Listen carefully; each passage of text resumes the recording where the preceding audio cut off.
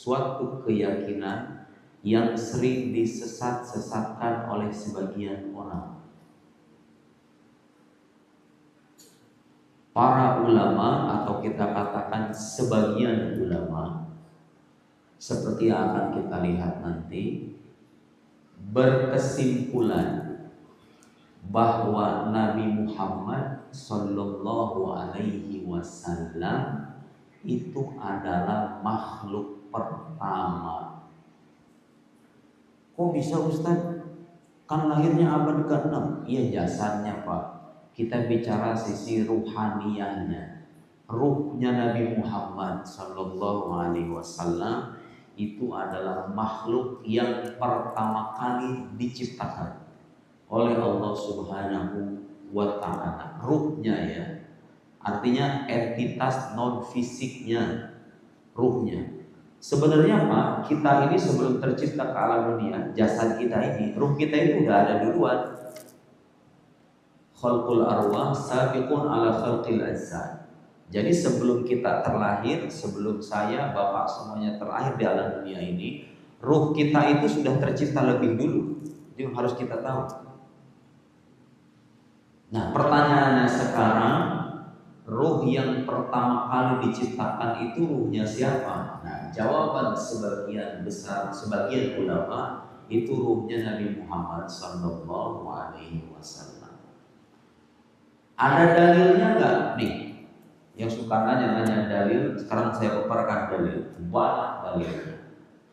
Cuma sekarang, masalah orang zaman sekarang itu begini Pak. Kalau melihat penjelasan yang belum bisa dicerna, kadang-kadang suka ada orang buru-buru bilang, oh ini nggak ada dalilnya, ini nggak ada landasannya, ini bertolak belakang dengan Al-Quran. Jadi ada orang-orang yang saya perhatikan zaman sekarang ini, kalau nggak tahu dalil, itu sama dengan nggak ada dalil gitu. Ya padahal kalau nggak tahu kan nggak tahu, bukan berarti nggak ada kan? Dalilnya ada, cuma bapak nggak tahu gitu. Kira-kira kan begitu. Cuma orang zaman sekarang nih kadang-kadang dikit-dikit kalau merasa, ih kok aneh nih, kok beda nih, langsung bilang nggak ada dalilnya, tidak ada ayat Al-Qur'annya, tidak ada hadisnya dhaif. Tidak tahu dalil itu bukan berarti nggak ada dalil. Ada banyak hal dalam masalah keagamaan orang awam tidak tahu dalil. Kalau tidak tahu ya tidak tahu, jangan bilang nggak ada. Saya tidak tahu apa yang ada di balik saku bapak itu. Tapi kalau saya nggak tahu apa artinya nggak ada, ya belum tentu. Ada, cuman saya nggak tahu. Sesederhana itu. Jadi saya kira kita perlu kerendah hatian dalam melihat masalah-masalah keagamaan ini. Serahkan penjelasan kepada ahlinya. Dan sekarang mari kita minta penjelasan para ahli menyangkut kesimpulan yang satu ini. Benar nggak bahwa ruhnya Nabi Muhammad Sallallahu Alaihi Wasallam awal makhluk khalaqahullah, makhluk pertama yang Allah ciptakan? Ini keyakinan yang asing atau bukan gitu loh dalam akidah Islam itu. Jawaban sementara kita tidak asing.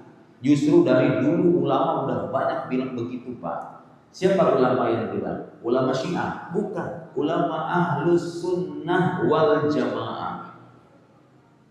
Ulama Ahlus Sunnah wal Jamaah yang berkesimpulan bahwa ruhnya Nabi Muhammad Sallallahu Alaihi Wasallam adalah makhluk yang pertama. Berdasarkan dalil-dalil dari Al-Quran dan hadis-hadis. Ya, ada satu hadis Pak. Itu hadis sebagian ulama menyebutnya hadis dhaif, hadis lemah. Hadis lemah ada yang menyebutnya hadis palsu. Yaitu hadis yang menyebutkan bahwa Nabi bilang ke Sayyidina Jabir, salah seorang sahabat namanya Jabir, sering disebut dengan hadis Jabir. Nabi bilang, awal ma khalaqallah nuru nabiyyi ya Jabir. Jabir, makhluk pertama yang Allah ciptakan itu adalah cahaya nabimu. Ini redaksi hadis ini, sebagian ulama mengatakan ini hadis lemah. Hadis lemah nggak bisa dijadikan sandar dalam akidah. Betul. Itu hadis lemah, sebagian menyebutnya hadis palsu. Tetapi yang ingin kita katakan adalah ada hadis lain atau ada dalil lain yang menunjukkan atau yang bisa menyimpulkan bahwa makna hadis ini benar. Kok bisa begitu Ustaz? Begini nih. Ini redaksi yang tadi, awal ma khalaqallahu nurun nabi ya Jabir. Redaksi ini nih, kalau kita terima kesimpulan ulama tadi, ini redaksi bukan dari Nabi. Redaksi ini lemah. Tapi maknanya bahwa nur atau cahaya Nabi Muhammad pertama diciptakan itu dikukuhkan oleh dalil yang lain yang sahih. Saya bawa kitab ini. Ini kajian hadis, kajian penelitian dari salah seorang dosen Al-Azhar, namanya Dr. Ahmad Rajab Ahmad Adawi. Meneliti hadis-hadis, sebagian besar hadis yang berbicara tentang Nur Muhammad, bahwa ruh Nabi Muhammad atau Nur Muhammad makhluk pertama yang Allah ciptakan. Dikaji Pak, bikin buku orang itu. Zaman orang intelek itu kalau setuju atau nggak setuju, bikin argumen, bikin dalil, dikaji sama beliau. Apa kesimpulannya? Saya kasih tahu kesimpulannya. Ini hadis-hadis setelah dikaji, memang hadis yang tadi dhaif, tapi ada hadis-hadis lain. Kesimpulan beliau apa? Hadis-hadis yang berbicara tentang kebermulaan ruh Nabi Muhammad Sallallahu Alaihi Wasallam itu ada yang sahih, ada yang hasan, ada yang dhaif. Jadi jangan serta-merta kalau ada bilang ini hadis dhaif, otomatis pasti kesimpulannya salah. Belum tentu Pak. Bisa jadi ada hadis lain atau dalil lain yang mengukuhkan. Kita harus paham itu. Nanti akan saya bacakan beberapa petikannya. Di samping ada isyarat dari beberapa ayat Al-Quran. Nah, kemudian yang ingin saya tekankan sebelum saya jelaskan masalah ini, ulama Ahlus Sunnah wal Jamaah sepakat bahwa segala sesuatu selain Allah itu adalah makhluk. Hadis itu artinya sesuatu yang ada dari ketiadaan. Jadi kalau ada orang bilang Nur Muhammad itu berasal dari Allah, kayak terhembuskan dari zat Allah dan dia bersifat qadim, itu salah. Kalau ada yang mengatakan Nur Muhammad itu berpisah dari zat Allah, berpisah begitu, Allah kemudian memisahkan sesuatu dari dirinya, sesuatu namanya Nur Muhammad itu, dan Nur Muhammad disebut qadim, tidak berulang, itu salah. Itu bukan keyakinan Ahlussunnah wal Jamaah. Yang akan saya jelaskan ini ulama-ulama Ahlussunnah wal Jamaah yang menyebutkan bahwa ruh Nabi Muhammad itu makhluk, bukan sesuatu yang qadim, makhluk yang pertama kali Allah ciptakan. Oke Ustaz, kok sepanjang-panjang, dalilnya mana? Baik. Kalau kita bicara dalil, lebih enak nanti kita agak ke belakang dikit ya Pak. Kita pengen ulama ngomong kayak gimana. Soalnya begini, kalau kita kan percaya, kalau ulama ahli udah ngomong, udah pasti ada dalilnya. Jadi kita sebagai orang awam ini harus menenangkan mindset semacam itu. Kalau ada orang terbukti sebagai ahli, sebagai ulama besar, diakui karya-karyanya secara luas, terus ngomong sesuatu, kitanya belum tahu, belum paham, itu ulama udah pasti ngomong berdasarkan dalil. Cuma kadang-kadang kita nggak tahu dalilnya, gitu ya. Nah, sekarang saya bawa kitab ini, kitab dikaji di banyak pesantren, termasuk di Al-Azhar Asy-Syarif. Hasyian Ad-Dasuqi ala Syarah Ummil Barahin. Syekh Dasuqi ini ulama besar, pakar ilmu akidah. Kan suka ada orang bilang katanya akidah yang menyebutkan ruh Nabi Muhammad diciptakan pertama kali itu akidah yang sesat. Oke, ini saya bawa imam, salah satu imam dalam ilmu akidah. Ada yang mengatakan itu keyakinan bertentangan dengan Al-Quran. Anda bisa membayangkan ulama besar ngomong seperti bertentangan dengan Al-Quran? Ya, lihat.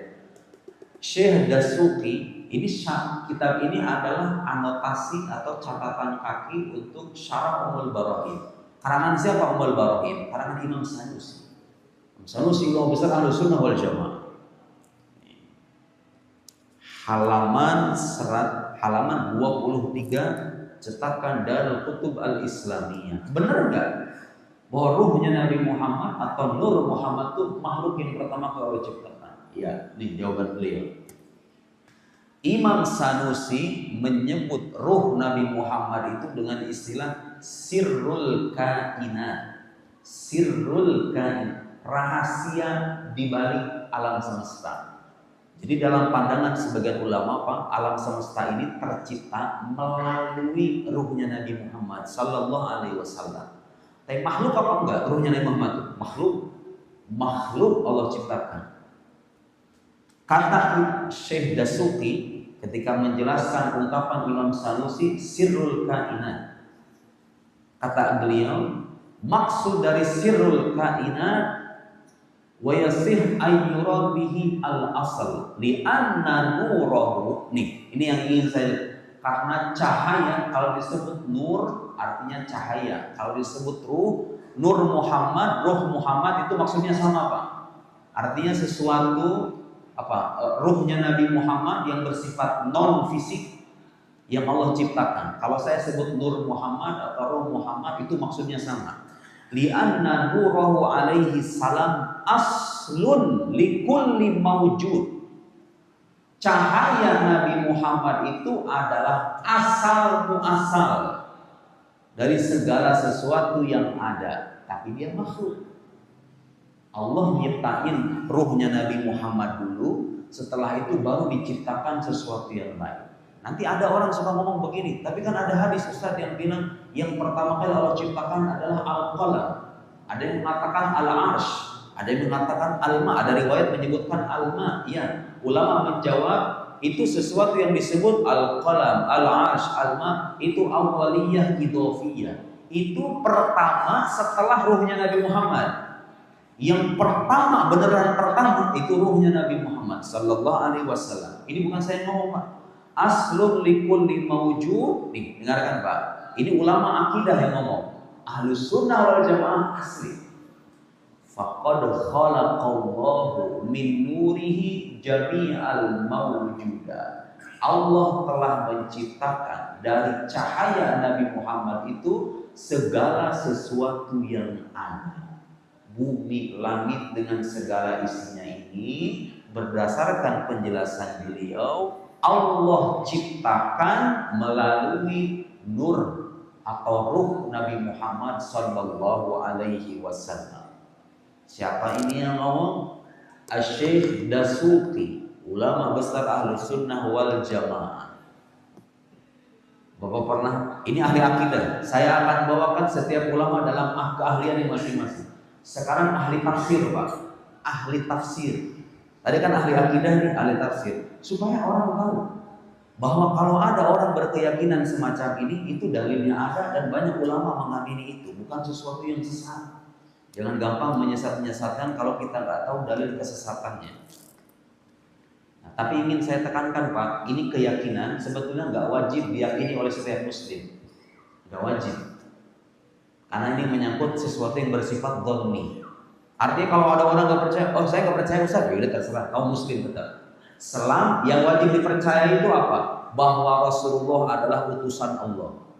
Muhammad sallallahu alaihi wasallam utusan Allah, semua muslim wajib percaya itu. Wajib percaya bahwa beliau dengan datang dengan mukjizat namanya Al-Qur'anul Karim, wajib percaya. Tapi yang beginian ini nih, benar gak bahwa ruhnya Nabi Muhammad itu makhluk pertama yang Allah ciptakan? Itu bukan kewajiban pokok dalam akidah. Percaya silahkan, gak percaya silahkan. Cuma saya menjelaskan ini, meluruskan kesalahpahaman sebagian orang. Kalau Anda tidak percaya, jangan menyesatkan yang percaya. Karena yang percaya ini ulama-ulama gede juga, punya dalilnya juga. Sekarang mufassir, Imam Qurtubi punya tafsir Al-Qurtubi, mufassir ini bilang. Coba kalau Anda ingin bilang, oh ini gak ada dalil dari Al-Quran, oh ini ahli Al-Quran yang ngomong, Qala Al-Qurtubi. Nah ini ada kitab kedua, ini kutipan-kutipannya banyak, gak bisa saya jelaskan. Sayyiduna Muhammad minal bad'i ilal abad fil Quran wa sunnah. Kalau pengen tahu dalil-dalil kebermulaan Nur Muhammad yang tadi kita jelaskan. Ini kita menjelaskan dalil-dalilnya dari Al-Quran dan Sunnah. Bagi yang suka ngomong nggak ada dalilnya, nah ini dalilnya nih isinya gitu. Berapa halaman? 140 halaman. Oh, bicara dalil banyak, seabrak-abrak. Imam Qurtubi, kata Imam Qurtubi ketika menafsirkan ayat wa umirtu li an akuna awwalal muslimin, aku diperintahkan untuk menjadi awwalul muslimin, yang pertama kali berserah diri kepada Allah. Nabi Muhammad itu diperintahkan oleh Allah untuk berkata, aku yang pertama kali berserah diri kepada Allah. Ketika menafsirkan ayat itu, Imam Qurtubi menyebutkan annahu awwalul khalq ajma. Beliau Nabi Muhammad itu adalah makhluk yang pertama. Imam Qurtubi yang ngomong, bukan saya. Kemudian ada lagi kutipan beliau menyebutkan annahu awwaluhum likaunihi muqaddaman fil khalqi alaihim. Nabi Muhammad itu disebut yang pertama dari kalangan manusia. Kenapa? Karena dia didahulukan penciptaannya dari makhluk-makhluk yang lain. Nabi Muhammad SAW makhluk pertama dari sisi ruhaniyahnya, bukan jasadnya. Imam Qurtubi itu dari ahli tafsir. Sekarang ahli tasawuf, ulama besar dalam tasawuf. Imam Ibnu Ajibah yang punya Iqadul Himam fi Syarih Al-Hikam mengutip pendapat Mursi Abdul Abbas. Mursi Abdul Abbas, ulama besar dalam tarekat Syadziliyah. Kata Mursi Abdul Abbas, al-anbiya khuliqu minar rahmah. Para nabi itu diciptakan dari rahmat. Wa nabiyuna sallallahu alaihi wasallam huwa ainur rahmah. Nabi Muhammad sallallahu alaihi wasallam adalah rahmat itu sendiri. Artinya para nabi itu diciptakan melalui spirit atau ruh Nabi Muhammad sallallahu alaihi wasallam. Saya banyak menemukan Imam Alusi dari ulama-ulama pakar akidah, Imam Laqani, Imam Dardir yang punya Kharidah Bahiyah mengakui bahwa Nur Muhammad sallallahu alaihi wasallam itu adalah makhluk yang pertama kali Allah ciptakan. Dan imam-imam yang lain banyak sekali. 1, 2, 3. Bisa dijadikan kajian bermajelis-majelis. Cuman kita di zaman instan begini harus bisa meringkas-ringkas. Oke, itu ulama untuk membuktikan bahwa ini bukan pendapat yang asing dan aneh. Sekarang saya bicara dalil. Dalil dari Al-Quran dan hadis Nabi Sallallahu Alaihi Wasallam. Ada hadis bunyinya begini, Pak. Rasulullah itu pernah ditanya, mata kunta nabiyan ya Rasulullah. Rasulullah, kapan engkau menjadi nabi? Bapak kalau ditanya begitu jawabannya apa coba? Fisinil arba'in, usia 40 kan? Nabi Muhammad itu jadi nabi usia 40 kan? Kalau kita ditanya begitu, jawaban kita Nabi Muhammad itu jadi nabi usia 40.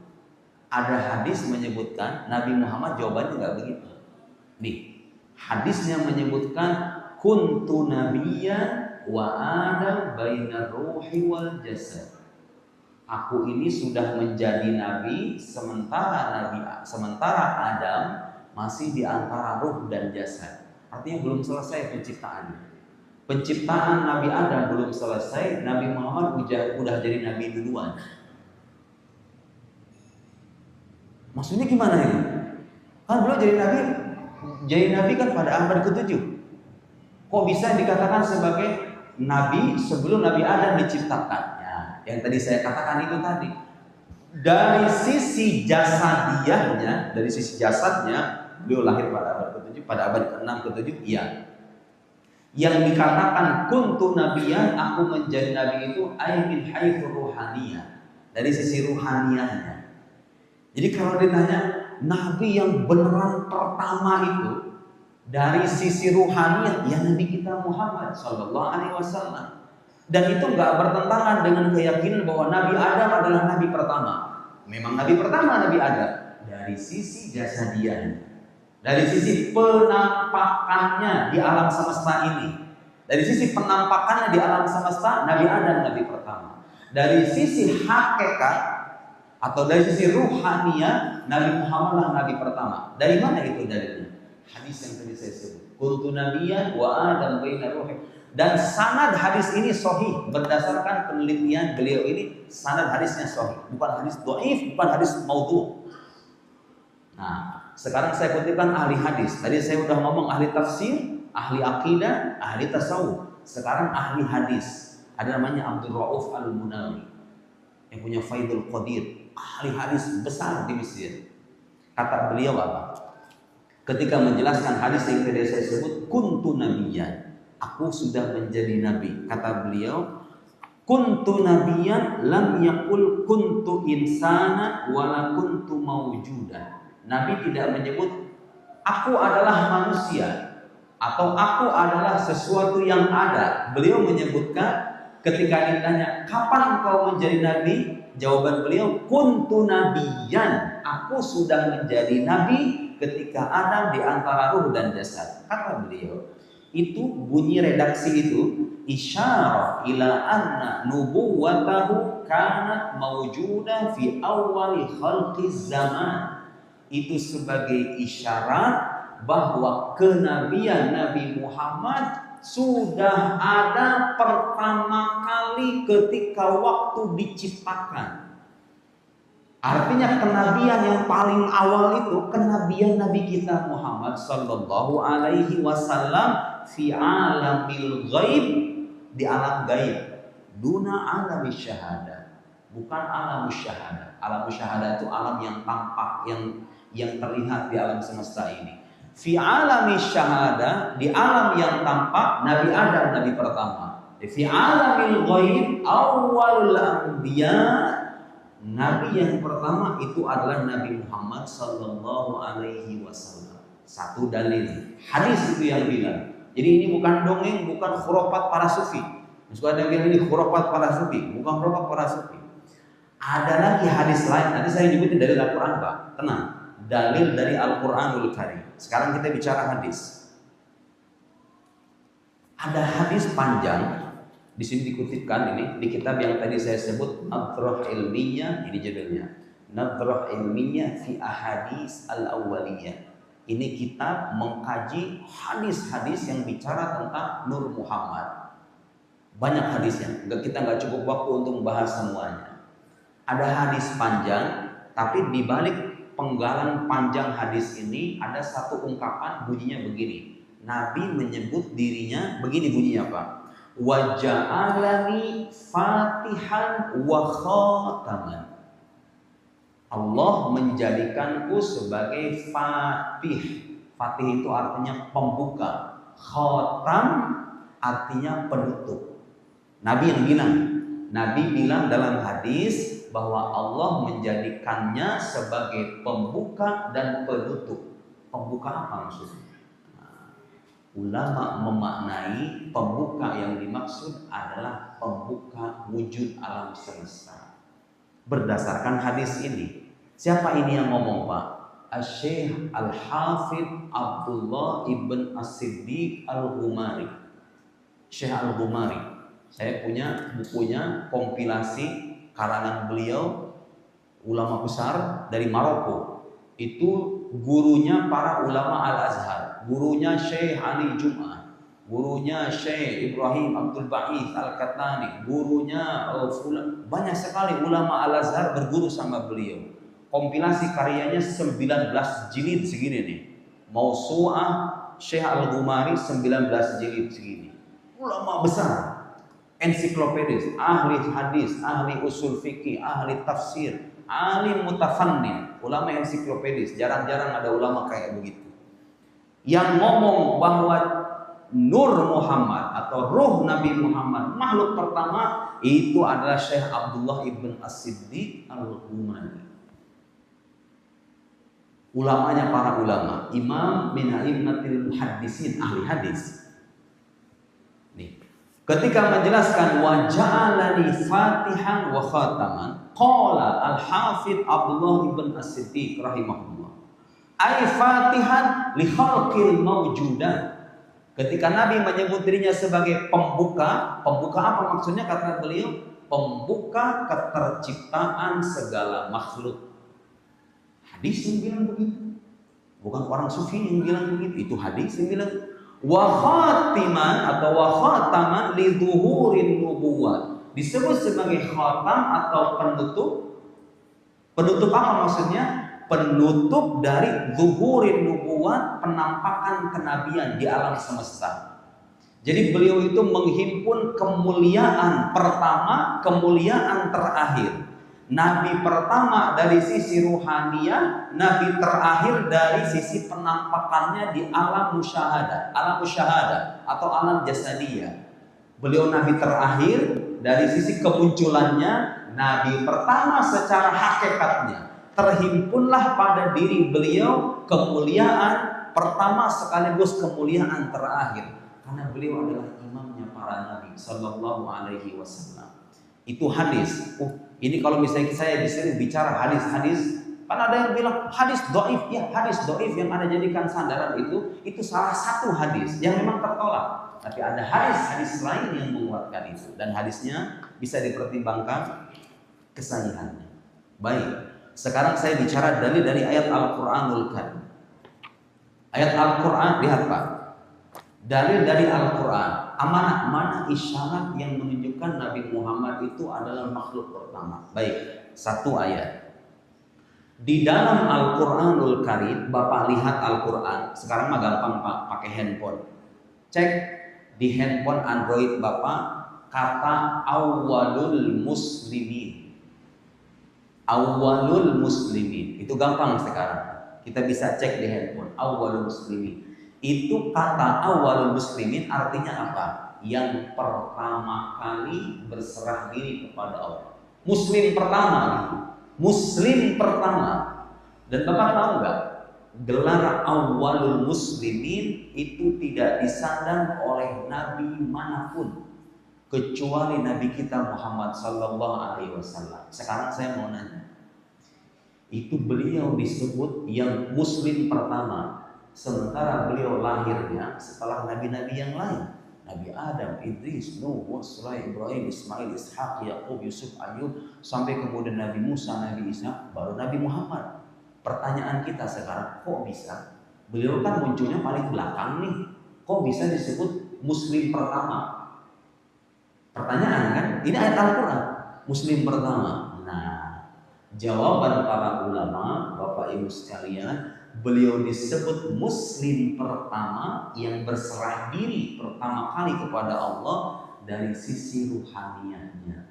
Karena ruhnya beliau itu adalah makhluk pertama. Karena itu makhluk pertama, maka beliaulah yang pertama kali layak disebut sebagai awwalul muslimin. Al-Quran paling, ayo kita baca ayat. Qul inna sholat wa nusuki wa mahyaya wa mamati lillahi rabbil alamin la syarika lahu wa bidzalika umirtu wa ana awwalul muslimin. Nabi Muhammad diperintahkan dalam ayat tersebut untuk berkata, aku awwalul muslimin. Muslim yang pertama, disuruh sama Allah, suruh berkata bahwa aku adalah muslim yang pertama. Lihat, satu. Ayat yang lain bilang begini Pak, walahu aslama man fis samawati wal ardi tau'an wa karaha.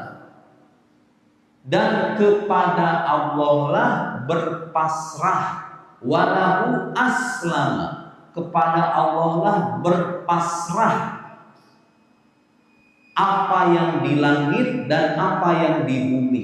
Lihat, ini ayat bilang semua yang di langit, semua yang di bumi pasrah sama Allah.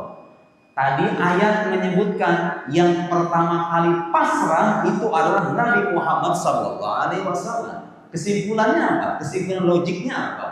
Berarti kalau begitu beliau makhluk pertama yang Allah ciptakan, karena Allah mengatakan semua makhluk pasrah kepadanya. Semua makhluk pasrah kepadanya. Di ayat yang lain disebutkan beliau yang pertama kali pasrah. Berarti kalau begitu beliaulah makhluk pertama dari sisi ruhaniyahnya, bukan dari sisi jasadiahnya. ayat Al-Quranul Karim. Sekarang mari kita baca penjelasan para mufassir, Pak. Khawatir kalau Nuruddin yang ngomong, Anda siapa Nuruddin? Anda tidak paham Al-Quran. Baik, saya tidak paham Al-Quran, kan saya ketikkan orang-orang yang paham Al-Quran, para mufassir ketika menjelaskan awalul muslimin. Sebab ada ayat lagi menyebutkan, di ayat yang lain belum disebutkan, wa umirtu li an akuna awwalal muslimin. Aku diperintahkan untuk berkata, untuk menjadi yang pertama kali pasrah. Itu nggak ada, Pak. Nabi yang lain yang dapat perintah semacam itu nggak ada kecuali Nabi kita Muhammad Sallallahu Alaihi Wasallam. Baik. Ada ayat lain bunyinya begini, Pak. Nanti saya akan jelaskan penjelasan para mufassir. Nah, jamaah minal mufassirin, sekelompok mufassir, dzakar jamaah minal mufassirin. Ayatnya begini, wa id akhadna minan nabiyina mitsaqahum. Ketika kami mengambil perjanjian dari para nabi. Ini perjanjian Allah dengan para nabi di mana? Jelas di alam ruhani, bukan di alam jasadi. Wa id akhadna minan nabiyina mitsaqahum wa minka. Tatkala kami mengambil perjanjian dari para nabi dan darimu, wa minka wa min Nuhin wa Ibrahim wa Musa wa Isa bin Maryam wa akhadna minhum mitsaqan ghalidha. Ini ayat oleh sebagian mufassir disimpulkan bahwa Nabi Muhammad makhluk pertama. Karena ada bunyi ayat tadi bunyinya wa id akhadna minan nabiyina mitsaqahum wa minka. Nabi Muhammad pertama kali disebut dalam ayat itu. Allah mengambil perjanjian dengan para nabi, minan nabiyyin. Kemudian disebutkan wa minka, dan darimu wahai Muhammad. Pertama kali disebutkan. Baru disebutkan wa minka wa min Nuh, baru disebutkan Nabi Nuh, baru Nabi Ibrahim, baru Nabi Musa, baru Nabi Isa. Kenapa Nabi Muhammad disebutkan pertama? Sebagian mufassir di sini disebutkan Imam Tobari yang punya Jami'ul Bayan 23 jilid segini, Imam Tobari. Imam Tobari, Ibn Al-Wahidi fil Wasit, Ibn Arafah Al-Mawardi fil Nukat wal Uyun, Al-Izz Ibn Abdissalam Sultanul Ulama, Al-Imam Al-Qurtubi, Imam Al-Baghawi, Ibn Atiyah Al-Khazin, Tafsir Al-Khazin, As-Sam'ani, Ibn Al-Jawzi, Syihab, Ismail Haqqi, Imam Alusi. Mereka menyimpulkan berdasarkan ayat tersebut bahwa Nabi Muhammad adalah makhluk pertama. Saya kutipkan beberapa perkataan mereka. Ketika disebutkan dalam Al-Quran, wa minka, dan darimu wahai Muhammad, mereka menyebutkan riwayat dari Abu Hurairah radhiyallahu anhu. Bunyi hadisnya begini, Pak. Kuntu awwalan nabiyyina fil khalq. Nabi dalam sebuah hadis menyebutkan, aku adalah nabi pertama fil khalqi, dalam penciptaan. Ini nabi pertama yang diciptakan berdasarkan riwayat. Wa akhiruhum fil ba'thi, sekaligus nabi terakhir yang dibangkitkan. Yang dibangkitkan maksudnya apa? Bukan dibangkitkan, maksudnya diutus, diutus. Nabi terakhir yang diutus, tapi nabi pertama yang diciptakan. Ini riwayat disebutkan oleh mufassir-mufassir yang tadi kita sebutkan namanya ketika menjelaskan ayat wa id akhadna minan nabiyina mitsaqahum wa minka wa min Nuhin wa Ibrahim wa Musa wa Isa bin Maryam wa akhadna minhum mitsaqan ghalidha. Banyak ini ungkapan-ungkapannya. Walhasil, pasti ada di antara Bapak Ibu yang bertanya sebelum kita tanya jawab, apa pentingnya Ustaz bahas beginian? Sekarang saya mau bahas itu. Penting mengenal Nabi Muhammad dari sisi rohaniahnya buat apa? Kita ini, Pak, sebagai muslim dikasih kehormatan sama Allah Subhanahu wa taala menjadi umat dari Nabi yang terakhir, yang paling mulia, yang pertama kali diciptakan dan paling diagungkan oleh Allah Subhanahu wa taala ini. Kalau kita melihat Nabi Muhammad hanya dari sisi jasadiahnya saja, maka hubungan kita itu udah putus. Benar kan? Kalau udah wafat Nabi Muhammadnya. Nabi Muhammadnya adanya di Madinah. Kalau memang Nabi Muhammad itu hanya kita lihat dari satu sisi saja, dari sisi jasadnya saja, jasad beliau sudah terbaring di kota Madinah. Putus hubungannya dengan kita. Tapi kalau kita meyakini beliau bukan hanya dari sisi jasadiahnya, tapi juga dari sisi ruhaniyahnya, maka ruh itu tidak mengalami kematian. Roh manusia biasa aja nggak mengalami kematian, apalagi ruhnya para nabi, apalagi ruhnya imamnya para nabi. Kalau kita merasa Nabi Muhammad itu hidup dengan ruhnya, maka kita sebagai muslim akan merasa hidup sebagai sosok yang terbimbing terus menerus. Manakala punya masalah, terlilit oleh masalah hidup, mentok sana mentok sini, memang minta sama Allah Pak, harusnya tuh minta sama Allah. Tapi normalnya kita ini, kalau kita punya masalah, Bapak kan datang ke teman, minta tolong sama teman, kan begitu. Kalau anak punya masalah, ngadu sama orang tua, Pak tolong aku Pak, aku udah kepepet seperti ini, ngomong sama orang tua. Kalau bini punya masalah, ngomong sama suami. Suami kalau mau curhat sama istri, kan begitu. Apakah itu musyrik Pak? Kalau kita melibatkan makhluk untuk menyelesaikan masalah kita, musyrik apa enggak itu? Ya enggak lah. Toh selama meyakini bahwa yang memberi pertolongan secara hakiki itu hanya Allah Subhanahu wa taala saja. Semua kita meyakini itu. Ulama mengajari kita, Pak. Kalau kita sebagai muslim ini, kita tidak ditinggalkan oleh nabi kita. Nabi Muhammad SAW senantiasa menyertai umatnya dengan ruhnya, bukan dengan jasadnya. Karena Nabi Muhammad senantiasa hadir dalam hidup kita, beliau imam dan panutan kita. Manakala kita terperosok ke dalam masalah hidup yang berat, ulama banyak menyarankan perbanyak baca sholawat kepada Rasulullah SAW. Dia bisa menjadi wasilah pertolongan Allah kepada kita. Wasilah, bukan beliau yang ngasih pertolongan, wasilah pertolongan Allah kepada sebaik-baiknya makhluk, kemudian terlimpah kepada kita. Hidup kita bisa lebih tenang. Kita tidak menjadi muslim yang bimbang karena kita punya imam. Makanya ada ungkapan itu ulama bilang, al-ikthar minas shalah wassalam syaikhun liman la syaikha lahu. Banyak membaca sholawat sama Nabi Muhammad itu adalah guru bagi orang yang gak punya guru. Seolah-olah gurunya itu langsung secara spiritual tentunya. Nabi Muhammad membimbing kehidupan kita, asal koneksi batin kita terhubung dengan sosok yang dimuliakan oleh Allah Subhanahu wa taala itu. Itu pentingnya. Karena ruh Nabi Muhammad masih ada, kita jangan sampai kehilangan arah dan seolah-olah tidak merasa punya pemimpin dan imam. Imam kita masih ada, Nabi Muhammad menyertai kita. Karena itu mari kita sama-sama mengajak diri kita untuk memperbanyak sholawat kepada kekasihnya yang mulia Muhammad sallallahu alaihi wasallam. Aktafi bihadzal qadar. Saya cukupkan sampai di sini. Naftah babal as'ilah. Kita buka pintu pertanyaan. Tafadhal.